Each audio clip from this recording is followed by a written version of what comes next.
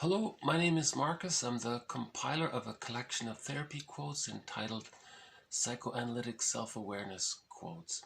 This is TQ 318 to 320. Therapy quote number 318. How often we encounter the following plea from our clients. Quote, "Save me from myself." In therapy, the focus is shifted to ego repair, self-integration, working through, self-agency, and self-activation. That last one, I guess, could be the resumption of the separation individuation process. Because save me from myself, what he means is save me from the repetition compulsion of the developmental trauma of acquiring an insecure attachment style.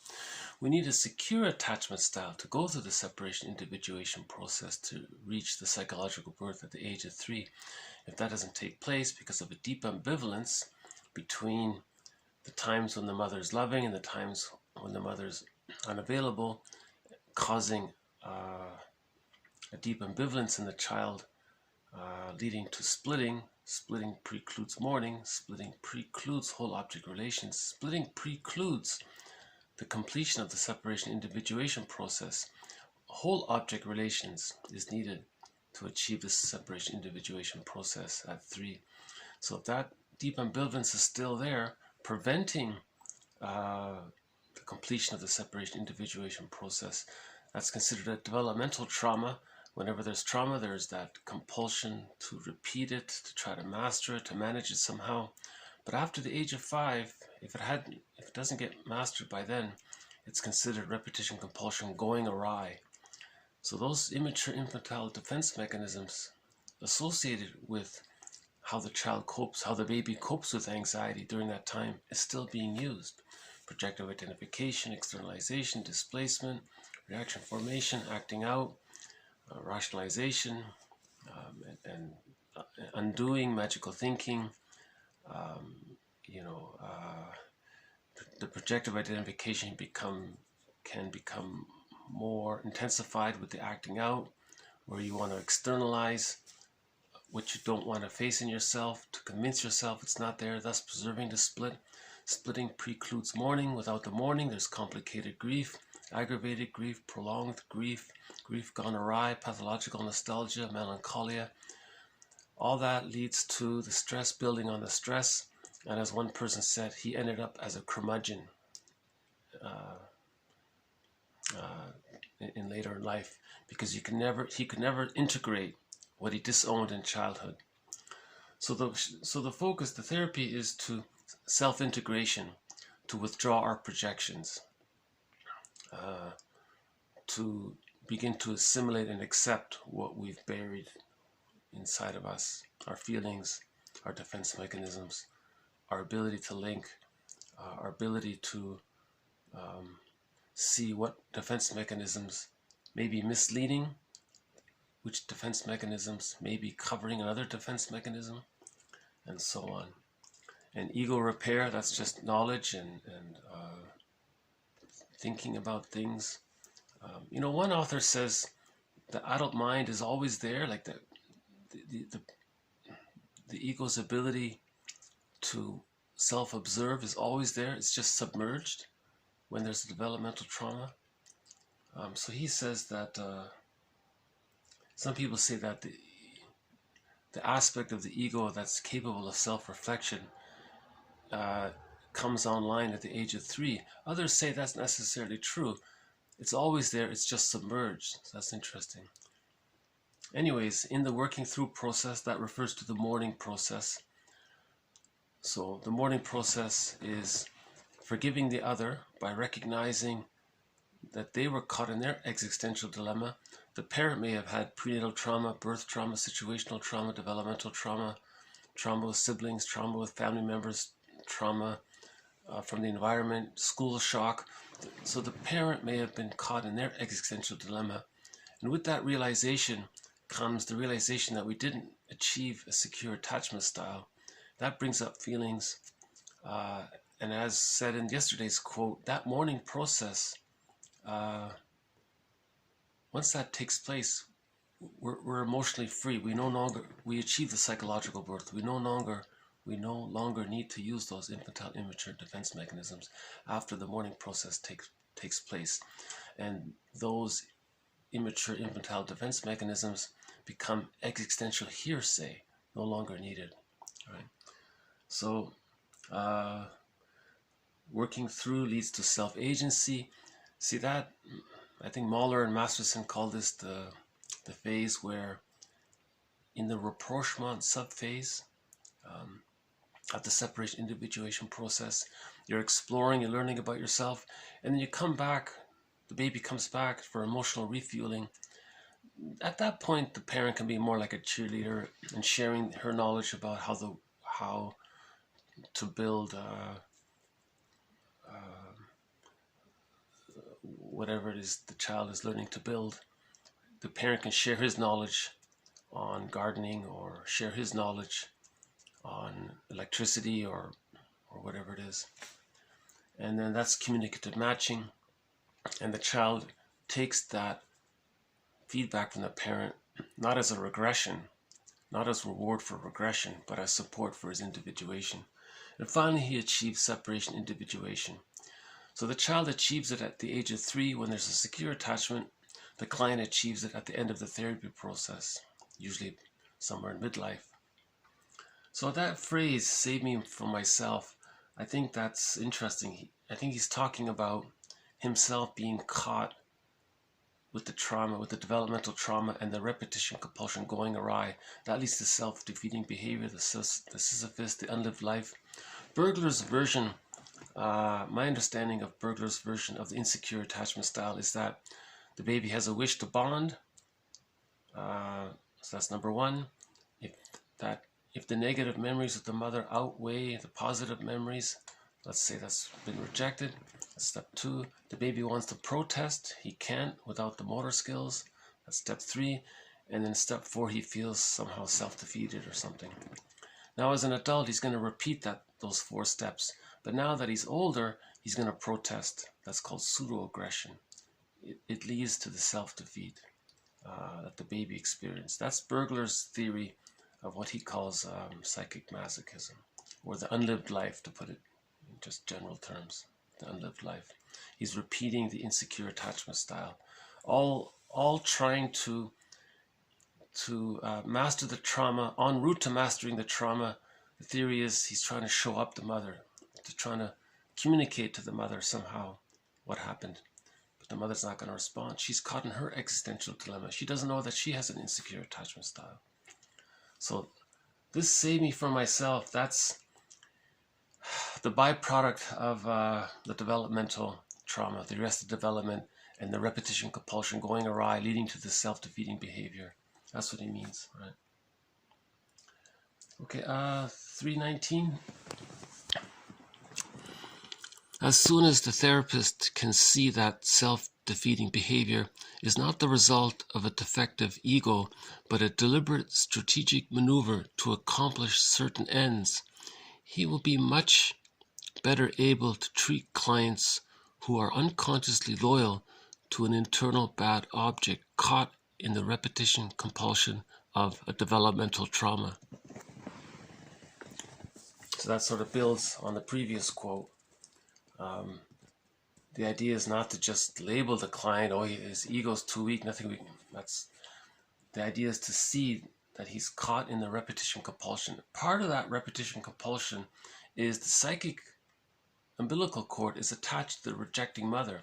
Remember what Fairbairn said? The more the mother's unavailable, rejecting, enticing, refusing, difficult, the more the baby needs the mother, the more the baby clings to the mother. So the psychic cord to the mother is very strong at that time. And that's a trauma, a developmental trauma, and that gets replayed out. The child may project, as an adult, the person may project his wounded self onto others, identify with the aggressor, and treat others the way he was treated to communicate how he was treated. Bergler calls this a negative magic gesture. Or he may test the other to see if that other person can be a better version of his mother. Like the title of that play, I love you, you're perfect, now change. So he wants to redo the trauma. That's called transference love. He's transferring his childhood trauma onto others to try to redo it. That's the theory.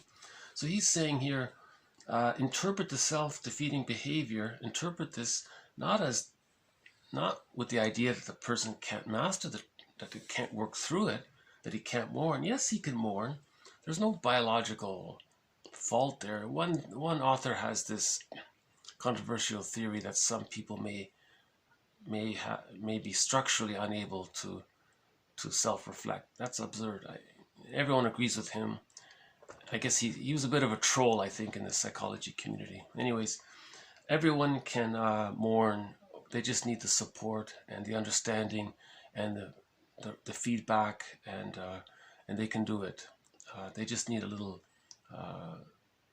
someone there to fill in the gaps, so to speak, right?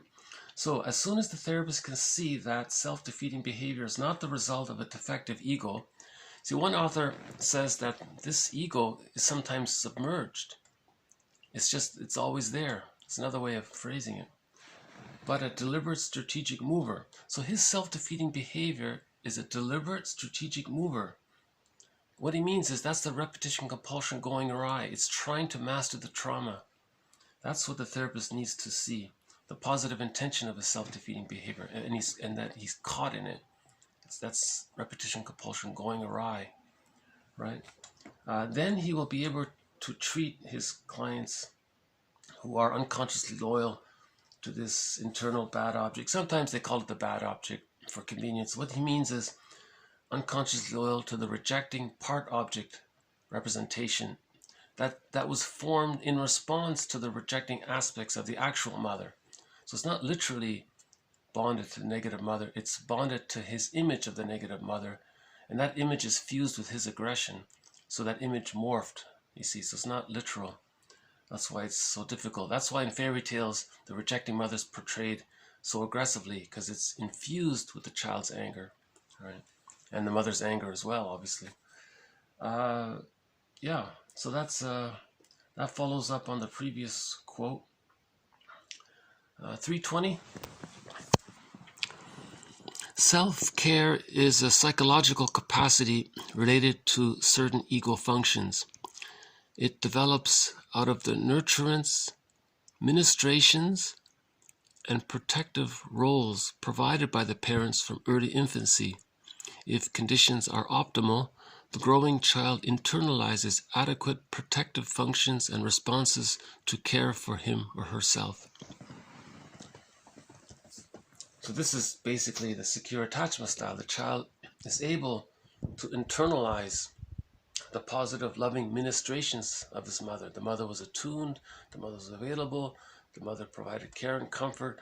The child had all these memories and he had all these experiences. He internalized it, and it becomes what someone called a holding introject, and that stays with him. So in a fairy tale, that might be some guardian spirit protecting you, you know. So he's internalized this, the positive protective functions of the parent, and that supports him.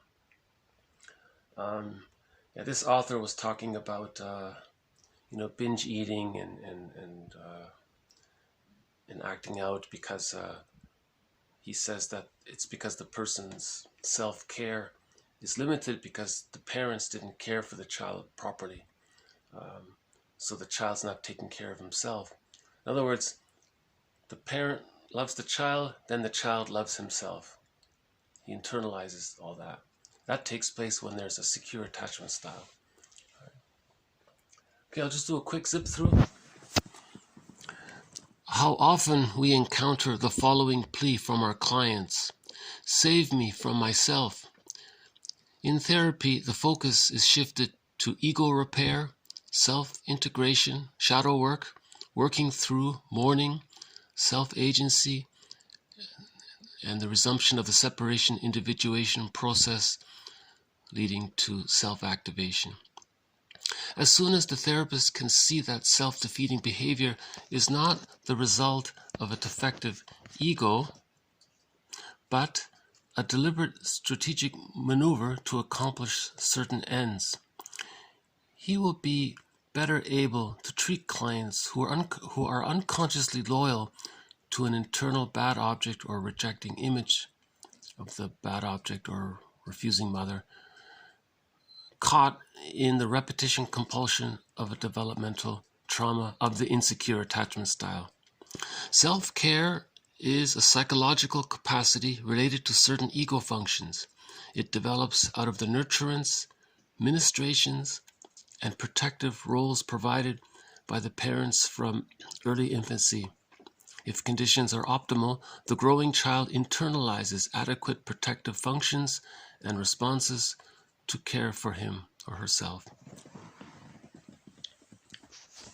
So these three quotes really just sort of highlight the difference between the secure attachment style and the child internalizing the holding interject, where he can then take care of himself because he has that basic trust, that ontological security, versus the insecure attachment style where the child is caught in the repetition compulsion of mastering the trauma of the developmental trauma of the insecure attachment style. And that leads to the self-defeating behavior. And at midlife, the client says, save me from myself, save him from this repetition compulsion, because it can never, the repetition compulsion wants to master the trauma, but no one can go back to babyhood time and get the mother to be a good mother. It doesn't work. What Alice Miller said, remember what Alice Miller said? From birth to 6 months, the stage of symbiosis, that's a one-time deal. If the child doesn't get that, he has to mourn it later on. He can't go back to that. But that's what the repetition compulsion gone awry is trying to do. It's trying to go back to that. Remember in the previous quote, the person was being hostile and provocative, and the bullying kind of thing. He's trying to recreate. He's trying to go back to his babyhood time to create a symbiosis. You see, it doesn't work, right? No one can offer that, and the person doing that is caught in the developmental trauma of the insecure attachment style. You see, so the repetition compulsion goes awry. So self-defeating can, of course, when it's being acted out in service of the self-defeating, both being a part of the repetition compulsion going awry, then of course harm is done to others as well. Right? So we can see I think these three quotes summarize the difference between the secure attachment style, the benefits of it, where the child can self-care. His cathexis is to himself. He has access to his real self, the capacities of the real self, as described in an earlier video from Masterson.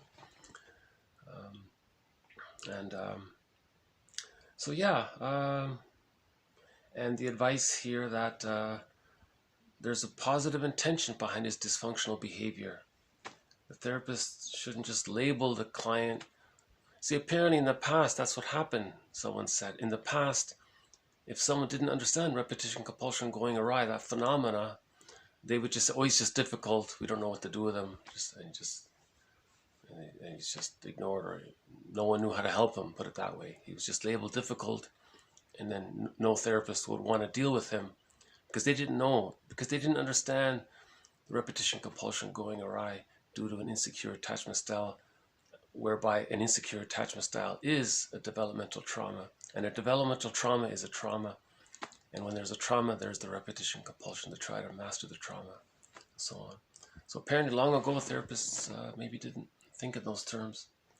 That's the benefit of the psychoanalytic approach, which looks at patterns and how things repeat, and object relations theory, how we create representations of ourselves, but they're in parts.